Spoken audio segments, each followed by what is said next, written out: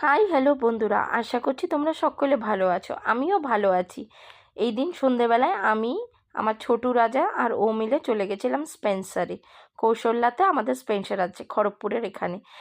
প্রচণ্ড আস্তে আস্তে মনে হচ্ছে যে শীতটা ঢুকছে, একটু ঠান্ডা ঠান্ডা লাগছিল বেশ।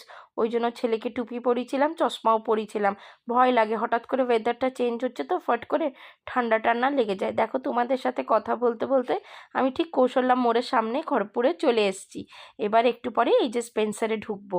এবার ঢুকবো, তারপরের ভিডিওগুলো না আমার আর করা হয়নি, এত জিনিস কিনেছি সব কিছু ভুলে গেছি। 3টে ব্যাগ হয়েছিল, একটা ব্যাগ আমার ছেলে নিয়ে চলে গেছে, এই 2টো ব্যাগ হচ্ছে আমার। এই জিনিস পুরো ভরা রয়েছে। তোমাদেরকে দাঁড়াও, বিলটা এবার দেখাবো।